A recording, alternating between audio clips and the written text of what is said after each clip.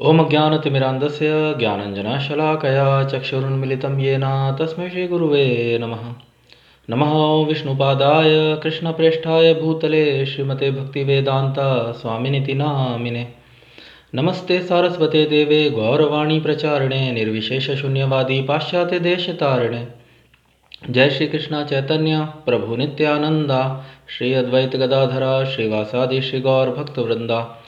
हरे कृष्णा कृष्णा कृष्णा हरे हरे, हरे राम राम राम हरे हरे। वाञ्छाकल्पतरुभ्यश्च कृपा सिन्धुभ्यैव च पतितानां पावनेभ्यो वैष्णवेभ्यो नमो नमः। सो हरे कृष्णा डियर डिवोटीज, डियर प्रभु जी, हम लोग श्रीमद् भगवद गीता यथारूप के तीसरे अध्याय कर्म योग का अध्ययन कर रहे हैं और अब हम 14वें श्लोक का अध्ययन करने जा रहे हैं। तो कर्म योग पर अपने उपदेश को जारी रखते हुए भगवान श्री कृष्ण जो हैं वे अर्जुन जी से आगे कह रहे हैं, अन्नाद भवन्ति भूतानि पर्जन्याद अन्न संभवः, यज्ञाद भवति पर्जन्यो यज्ञः कर्म समुद्भवः। तो बहुत ही भव्य श्लोक। अन्नाद भवन्ति भूतानि पर्जन्याद अन्न संभवः, यज्ञाद भवति पर्जन्यो यज्ञः कर्म समुद्भवः। अन्नाद भवन्ति भूतानि पर्जन्यादन्न संभवः, यज्ञाद भवति पर्जन्यो यज्ञः कर्म समुद्भवः। अन्नात अन्न से, भवन्ति उत्पन्न होते हैं, भूतानि भौतिक शरीर, पर्जन्यात वर्षा से, अन्न का, संभवः उत्पादन, यज्ञात यज्ञ संपन्न करने से भवति संभव होती है, पर्जन्यः वर्षा, यज्ञ यज्ञ का संपन्न होना, कर्म नियत कर्तव्य से, समुद्भवः उत्पन्न होता है। सारे प्राणी अन्न पर आश्रित हैं जो वर्षा से उत्पन्न होता है। वर्षा यज्ञ संपन्न करने से होती है और यज्ञ नियत कर्मों से उत्पन्न होता है। सारे प्राणी अन्न पर आश्रित हैं। अन्नाद भवन्ति भूतानि, जो वर्षा से उत्पन्न होता है। पर्जन्यात अन्न संभवः, वर्षा यज्ञ करने से होती है। यज्ञात भवति पर्जन्योः, और यज्ञ नियत कर्मों से उत्पन्न होता है। यज्ञ कर्म समुद्भवः। तो तात्पर्य के अंदर स्वामी श्रील प्रभुपाद जी वर्णन कर रहे हैं। भगवद गीता के महान टीकाकार श्रील बलदेव विद्याभूषण इस प्रकार लिखते हैं, ये इंद्रियादि अंगतया अवस्थितम यज्ञम सर्वेश्वरम विष्णुम अभ्यर्च तच्छेम अश्नन्ति तेन तदेह यात्राम संपादयन्ति ते संतः सर्वेश्वरस्य यज्ञ पुरुषस्य भक्तः सर्व किल विषयर अनादिकाल विवृद्धैर आत्मानुभव प्रतिबंधकैर निखिले पापेर विमुच्यन्ते।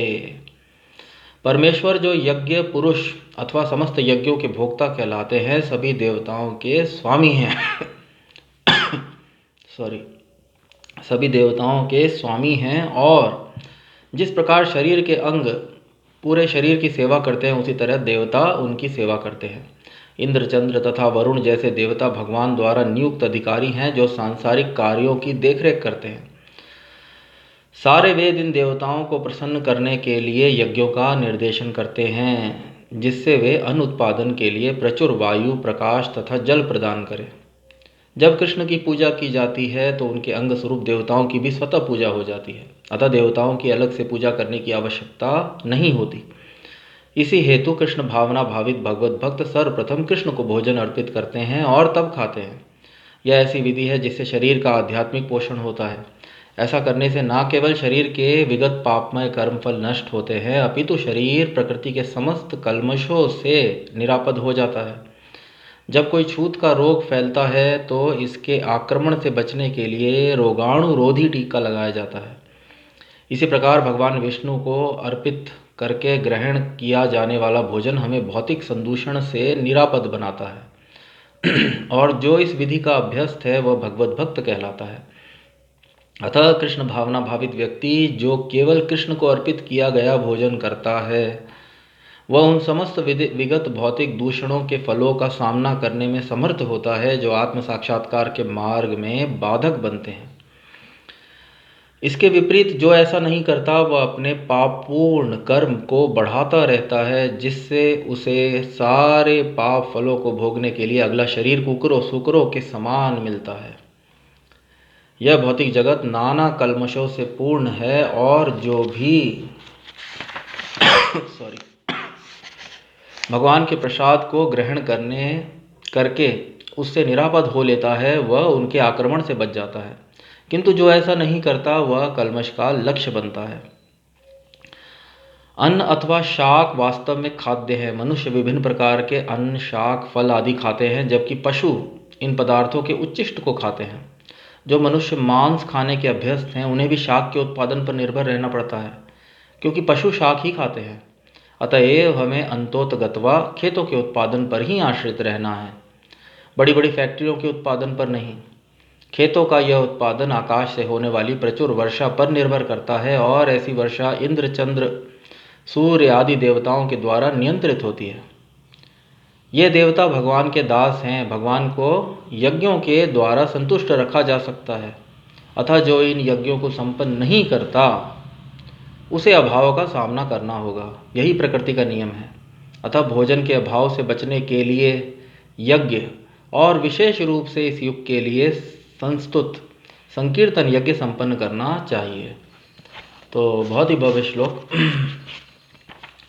भगवान श्री कृष्ण जो हैं वे भौतिक विज्ञान का और अधिक वर्णन करते हुए, आध्यात्मिक विज्ञान का और अधिक वर्णन करते हुए अर्जुन जी से आगे कह रहे हैं, अन्नाद भवन्ति भूतानि पर्जन्याद अन्न संभवः यज्ञाद भवति पर्जन्यो यज्ञः कर्म समुद्भवः।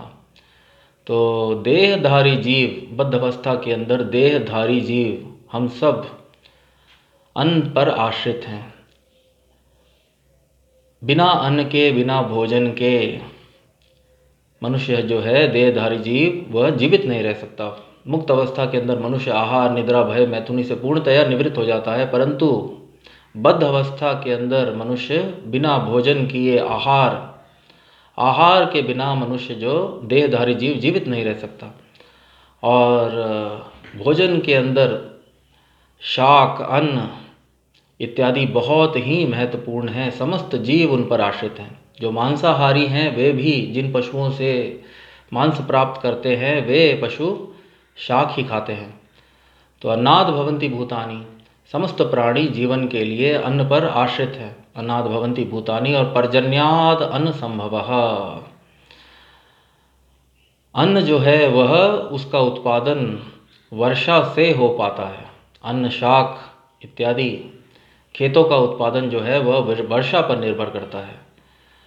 यज्ञाद भवति पर्जन्यो, भगवान श्री कृष्ण जो है वे वर्णन कर रहे हैं, वर्षा जो है वह यज्ञ संपन्न करने से, वर्षा, प्रकाश, वायु इत्यादि वर मनुष्यों को देवताओं द्वारा प्रदान किए जाते हैं, जो यज्ञ संपन्न करने से प्राप्त होते हैं। तो वर्षा जो है वह यज्ञ की संपन्नता पर निर्भर करती है। पर्जन्यात अन्नाद भवन्ति भूतानि पर्जन्याद अन्न संभवः यज्ञात भवति पर्जन्यो। तो यज्ञ की संपन्नता से मनुष्य जो है वे प्राचुर्य मात्रा के अंदर वर्षा, वायु इत्यादि वर देवताओं से प्राप्त कर पाते हैं। और यज्ञः कर्म समुद्भवः, यज्ञ जो है वह नियत कर्मों से, नियत कर्तव्यों से उत्पन्न होता है। नियत कर्तव्यों पर यज्ञ जो है वह निर्भर होता है। नियत कर्तव्य, नियत यज्ञ जो होते हैं वे भगवान विष्णु की प्रसन्नता हेतु किए जाते हैं। तो यज्ञ जो है वह नियत कर्मों से उत्पन्न होता है। सारे प्राणी अन्न पर आश्रित हैं। जो वर्षा से उत्पन्न होता है, वर्षा यज्ञ संपन्न करने से होती है, और यज्ञ नियत कर्मों से उत्पन्न होता है। तात्पर्य के अंदर स्वामी श्रील प्रभुपाद जी ने श्रील बलदेव विद्याभूषण, जो वैष्णव संप्रदाय में, गौड़ीय मध्व वैष्णव संप्रदाय के अंदर एक महान वैष्णव आचार्य रहे, और वे भगवान के एक विशुद्ध भक्त और भगवद गीता के महान टीकाकारों में से एक थे। तो बलदेव विद्याभूषण ने अपने लेखन में, अपने टीका के अंदर उन्होंने भी उसी तथ्य की पुष्टि की जो भगवान श्री कृष्ण ने पूर्व श्लोकों के अंदर वर्णन किया, और स्वामी श्रील प्रभुपाद जी ने अपने तात्पर्यों में उनकी व्याख्या की। तो स्वामी श्रील प्रभुपाद जी बलदेव विद्याभूषण के लेखन से एक बहुत महत्वपूर्ण उल्लेख लेते हुए यहाँ पर वर्णन कर रहे हैं। ये इंद्रियादि अंगतया अवस्थितम यज्ञम सर्वेश्वरम विष्णुरभ्यर्च समस्त देवी देवता सॉरी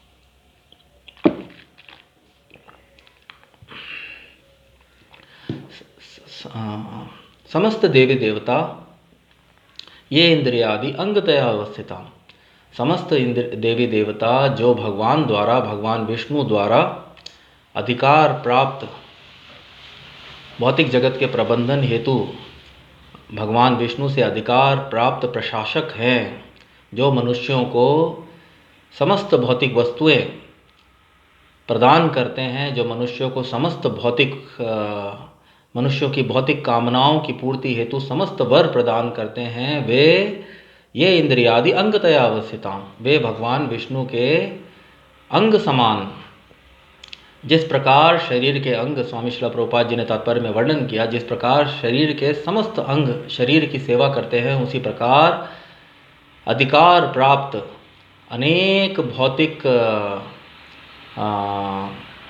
विभागों के अधिकारी देवतागण, जिनको भगवान विष्णु से ही समस्त अधिकार प्राप्त है, वे भगवान विष्णु की उसी प्रकार सेवा करते हैं जिस प्रकार शरीर के समस्त अंग शरीर की सेवा करते हैं।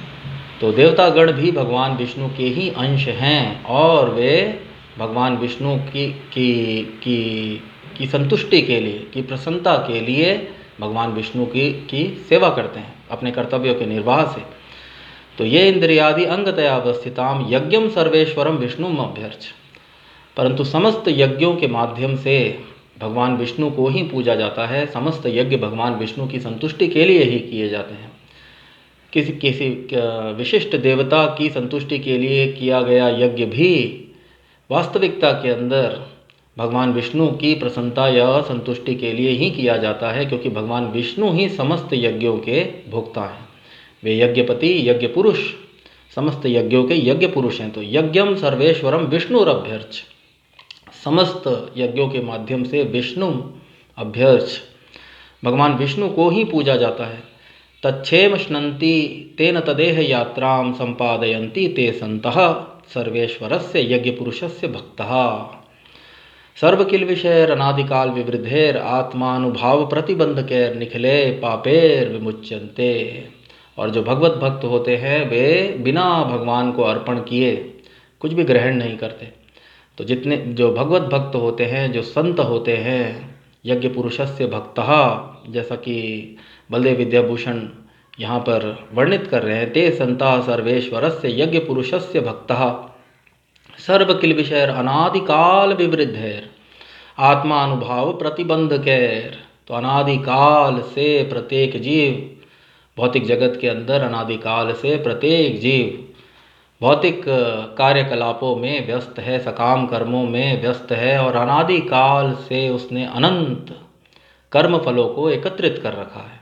तो भगवत भक्त जो होते हैं, जो भगवान की सेवा में, भक्तिमय सेवा में रत रहते हैं, वे संत भगवान को अर्पण करके ही भोजन ग्रहण करते हैं। यज्ञ में अर्पित भोजन, यज्ञ शिष्ट को ही ग्रहण करते हैं, भगवान के प्रसाद को ही ग्रहण करते हैं, जिसके माध्यम से वे समस्त विगत कर्म फलों से निवृत्त हो जाते हैं। सकाम कर्मों के कर्म फलों से, पाप कर्मों के कर्म फलों से निवृत्त हो जाते हैं।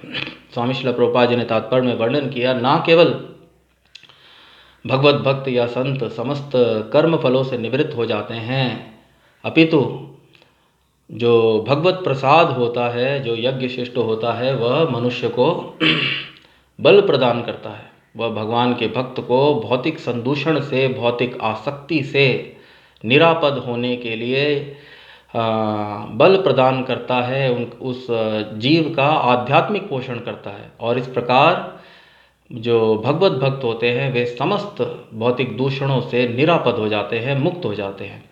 तो ना केवल वे कर्म फलों से मुक्त होते हैं, भगवत भक्त समस्त भगवत प्रसाद को ग्रहण करने से, यज्ञ शिष्ट को ग्रहण करने से समस्त भौतिक कल्मशों से, भौतिक आसक्ति से निरापद हो जाते हैं, मुक्त हो जाते हैं, भौतिक आकर्षण से मुक्त हो जाते हैं। तो परमेश्वर जो यज्ञ पुरुष अथवा समस्त यज्ञों के भोक्ता कहलाते हैं, सभी देवताओं के स्वामी हैं, और जिस प्रकार शरीर के अंग पूरे शरीर की सेवा करते हैं, उसी प्रकार सारे देवता उनकी सेवा करते हैं। इंद्र, चंद्र तथा वरुण जैसे देवता भगवान द्वारा नियुक्त अधिकारी हैं, जो सांसारिक कार्यों की देखरेख करते हैं। सारे वेद इन देवताओं को प्रसन्न करने के लिए यज्ञों का निर्देशन करते हैं, जिससे वे अन्न उत्पादन के लिए प्राचुर्य, वायु, प्रकाश तथा जल प्रदान करें। जब कृष्ण की पूजा की जाती है तो उनके अंग स्वरूप देवताओं की भी स्वतः पूजा हो जाती है, अतः देवताओं की अलग से पूजा करने की आवश्यकता नहीं रह जाती। तो स्वामी श्रील प्रभुपाद जी ने वर्णन किया। पूर्व तात्पर्य के अंदर भी स्वामी श्रील प्रभुपाद जी ने इस तथ्य को समझाने का प्रयत्न किया, क्योंकि देवतागण समस्त देवतागण भगवान विष्णु के ही विभिन्न अंगों में स्थित हैं। वे भगवान विष्णु के अंग समान हैं। तो यदि भगवान विष्णु की प्रसन्नता या संतुष्टि हेतु यज्ञ किया जाता है तो स्वतः ही समस्त देवताओं की भी संतुष्टि उसमें निहित होती है। यदि भगवान विष्णु अथवा भगवान कृष्ण को पूजा जाता है तो समस्त देवताओं की स्वतः पूजा हो जाती है। तो इसी हेतु कृष्ण भावना भावित भक्त सर्वप्रथम कृष्ण को भोजन अर्पित करते हैं और तब खाते हैं, ऐसी विधि से जिससे शरीर का आध्यात्मिक पोषण होता है। ऐसा करने से न केवल शरीर के विगत पापमय कर्मफल नष्ट होते हैं, अपितु शरीर प्रकृति के समस्त कल्मशों से निरापद हो जाता है। स्वामी श्रील प्रभुपाद जी ने भव्य उदाहरण लेते हुए तात्पर्य के अंदर वर्णन किया, जिस प्रकार एक छूत के रोग, एक संक्रामक रोग से बचने के लिए रोगाणुरोधी टीका लगाया जाता है, तो उस टीके के माध्यम से व्यक्ति जो होता है वह उसकी रोग प्रतिरोधक क्षमता बढ़ जाती है। तो जो नियमित रूप से भगवान को अर्पित कर कर भोजन ग्रहण करते हैं, जो नियमित रूप से भगवत प्रसाद का सेवन करते हैं, जो इस विधि में अभ्यस्त हैं, उन्हें ही भगवत भक्त कहा जाता है। स्वामी श्रील प्रभुपाद जी ने तात्पर्य में वर्णन किया। तो जो नियमित रूप से भगवान को अर्पित कर कर भगवत प्रसाद को ग्रहण करते हैं, वे भौतिक कल्मशों से का सामना करने के लिए समर्थवान बन जाते हैं। तो जिस प्रकार एक टीके की सहायता से मनुष्य जो होता है वह संक्रामक रोग के प्रति संक्रामक रोग से का सामना करने के लिए बल अर्जित कर लेता है, अब उसकी रोग प्रतिरोधक क्षमता में वृद्धि हो जाती है, उसी प्रकार भगवत प्रसाद ग्रहण करने वाले जीव का, भगवत प्रसाद ग्रहण करने वाले भगवत भक्त का भौतिक आसक्ति और भौतिक कल्मशों का सामना करने का सामर्थ्य बल उसको भगवत प्रसाद के सेवन से प्राप्त होता है। तो इसी प्रकार भगवान विष्णु को अर्पित करके ग्रहण किए जाने वाले भोजन हमें भौतिक संदूषण से निरापद बनाता है, और जो इस विधि का अभ्यस्त है वह भगवत भक्त कहलाता है। अतः कृष्ण भावना भावित व्यक्ति जो केवल कृष्ण को अर्पित किया गया भोजन करता है, वह उन समस्त विगत भौतिक दूषणों के फलों का सामना करने में समर्थ होता है जो आत्म साक्षात्कार के मार्ग में बाधक बनते हैं। इसके विपरीत जो ऐसा नहीं करता वह अपने पाप पूर्ण कर्म को बढ़ाता रहता है, जिससे उसे सारे पाप फलों को भोगने के लिए अगला शरीर कुकरों शुकरों के समान मिलता है। तो निसंदेह जो मनुष्य यज्ञ के माध्यम से भगवान विष्णु अथवा देवताओं को संतुष्ट करने का प्रयत्न नहीं करते, जो यज्ञ शिष्टा अथवा भगवत प्रसाद ग्रहण करके भौतिक आसक्ति व भौतिक कल्मशों से, विगत पाप फलों से, कर्म फलों से मुक्त नहीं होते तथा भौतिक कल्मशों से निरापद नहीं होते, निवृत्त नहीं होते, निसंदेह वे अधिकाधिक सकाम कर्मों में प्रवृत्त होते रहते हैं, जिसके कारण उन कर्म फलों को भोगने के लिए उन्हें निम्न योनियों में गिरना पड़ता है। आने वाले जन्मों में उन्हें निम्न योनियाँ प्राप्त होती हैं ताकि वे उन कर्म फलों को भोग सके। तो जो आत्म साक्षात्कार, इसके विपरीत जो ऐसा नहीं करता वह अपने पाप पूर्ण कर्म को बढ़ाता रहता है, जिससे उसे सारे पाप फलों को भोगने के लिए अगला शरीर कुकरों शुकरों के समान मिलता है। यह भौतिक जगत नाना कल्मशों से पूर्ण है, जैसा कि शास्त्र वर्णित करते हैं, पदम पदम यद विपदाम। और जो भी भगवान के प्रसाद को ग्रहण करके उनसे निरापद हो लेता है वह आक्रमण से बच जाता है, किंतु जो ऐसा नहीं करता वह कल्मश का लक्ष्य बनता है। तो स्वामी श्रील प्रभुपाद जी ने आखिरी अनुच्छेद में वर्णन किया कि वास्तविकता के अंदर फल, शाक, अन्न आदि ही मनुष्यों के लिए उपयुक्त हैं। वास्तविकता के अंदर फल, शाक, अन्न आदि ही खाद्य हैं, खाद्य पदार्थ हैं। तो मनुष्य जो है वे फल, शाक, अन्न इत्यादि खाते हैं, और जो पशु जो होते हैं वे मनुष्यों के द्वारा अस्वीकृत या मनुष्यों का उच्चिष्ट, जैसे कि पेड़ पौधे, पत्तियाँ, ग्रास आदि पर आश्रित रहते हैं। और मांसाहारी भी जिन पशुओं से मांस प्राप्त करते हैं वे पशु शाक पर आश्रित रहते हैं, शाक पर पूर्णतया निर्भर हैं, जिनका उत्पादन प्राचुर्य मात्रा में वर्षा, जल, प्रकाश आदि से संभव हो पाता है। और इन समस्त विभागों के अनेक अधिकारी देवतागण हैं जो इनको वर्षा इत्यादि को नियंत्रण करते हैं। तो यज्ञों के माध्यम से भगवान विष्णु को प्रसन्न किया जाता है, संतुष्ट किया जाता है, और भगवान विष्णु की संतुष्टि में समस्त देवी देवताओं, समस्त देवता गणों की संतुष्टि निहित है। तो यदि भगवान विष्णु को पूजा जाता है, यदि भगवान विष्णु के संतुष्टि के लिए नियत यज्ञों के द्वारा भगवान विष्णु की संतुष्टि के लिए कर्म किया जाता है, तो देवता गण स्वतः ही संतुष्ट हो जाते हैं, और ऐसी संतुष्टि से वे मनुष्यों को प्राचुर्य मात्रा के अंदर समस्त भौतिक वर प्रदान करते हैं, जिससे अन्न का उत्पादन संभव हो सकता है। प्रत्येक जीव खेतों के उत्पादन पर ही पूर्णतया आश्रित है। मांसाहारी भी खेतों के उत्पादन पर आश्रित हैं। स्वामी श्रील प्रभुपाद जी ने वर्णन किया, बड़ी बड़ी फैक्ट्रियों के अंदर अन्न व खाद्य पदार्थ जो हैं वे उत्पन्न नहीं किए जा सकते। तो मनुष्य जो है वह पूर्णतया प्रकृति व देवताओं के वरों पर आश्रित है, जिनकी संतुष्टि भगवान विष्णु की संतुष्टि में निहित है। तो यदि मनुष्य यज्ञों के माध्यम से, नियत यज्ञों के माध्यम से भगवान विष्णु को संतुष्ट करता है, तो निसंदेह उसको समस्त भौतिक वर जो है वे प्राचुर्य मात्रा में प्राप्त होंगे, जिसके माध्यम से वह शांतिपूर्वक जीवन व्यतीत कर सकता है, वह आत्म साक्षात्कार के पद पे आगे बढ़ सकता है। परंतु जो मनुष्य, स्वामी श्रील प्रभुपाद जी ने तात्पर्य के अंदर वर्णन किया, जो मनुष्य नियत यज्ञों को, नियत कर्मों को संपन्न नहीं करते, उन्हें अभाव का सामना करना पड़ेगा। तो कलयुग में विशेष तौर पर संकीर्तन यज्ञ की संस्तुति की गई है समस्त वेदों, शास्त्रों द्वारा, और समस्त आचार्य तथा भगवान स्वयं जो हैं वे कलयुग के अंदर अपने भक्त स्वरूप चैतन्य महाप्रभु के रूप में अवतरित होते हैं, और संकीर्तन यज्ञ का प्रचार प्रसार करते हैं, संकीर्तन यज्ञ का प्रवर्तन करते हैं। तो कलयुग में विशेष तौर पर स्वामी श्रील प्रभुपाद जी ने वर्णन किया, संकीर्तन यज्ञ की संपन्नता से, एक प्रमाणित गुरु के निर्देशानुसार संकीर्तन यज्ञ की संपन्नता से मनुष्य जो है वह भगवान विष्णु तथा समस्त देवी देवताओं को संतुष्ट कर सकता है, और वह अभाव से बच सकता है। तो स्वामी श्रील प्रभुपाद जी ने वर्णन किया, अतः अन्न अथवा शाक वास्तव में खाद्य है। मनुष्य विभिन्न प्रकार के अन्न, शाक, फल आदि खाते हैं, जबकि पशु इन पदार्थों के उच्चिष्ट को खाते हैं। जो मनुष्य मांस खाने के अभ्यस्त हैं, उन्हें भी शाक के उत्पादन पर निर्भर रहना पड़ता है, क्योंकि पशु शाक ही खाते हैं। अतएव हमें अंततः खेतों के उत्पादन पर ही आश्रित रहना है, बड़ी बड़ी फैक्ट्रियों के उत्पादन पर नहीं। खेतों का यह उत्पादन आकाश से होने वाली प्रचुर वर्षा पर निर्भर करता है, और ऐसी वर्षा इंद्र, सूर्य, चंद्र आदि देवताओं के द्वारा नियंत्रित होती है। ये देवता भगवान के दास हैं, भगवान को यज्ञों के द्वारा संतुष्ट रखा जा सकता है।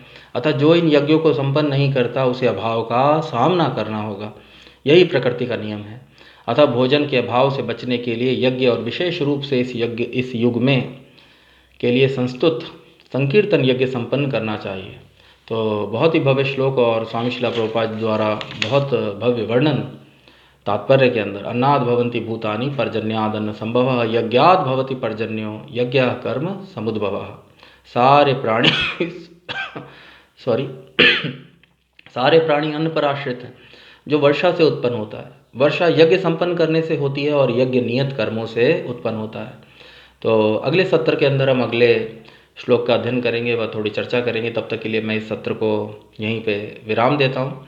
जय विष्णुपाद परमहंस परिव्रजकाचार्य श्रोत्रशत श्री श्रीमद हिस्सेवानगिरी सभा चरणारविंद कृष्ण कृपा मूर्ति अभय चरणारविंद भक्ति वेदांत स्वामी शिला प्रभुपाद जी की जय। ग्रंथराज श्रीमद् भगवद गीता की जय। भगवान श्री कृष्ण की जय। भगवान श्री चैतन्य महाप्रभु की जय। हरे कृष्ण महामंत्र की जय। हरे कृष्णा कृष्णा कृष्णा हरे हरे, हरे राम राम राम हरे हरे। निताई गौर प्रेमानंदे। हरि हरि बोल। हरे कृष्णा।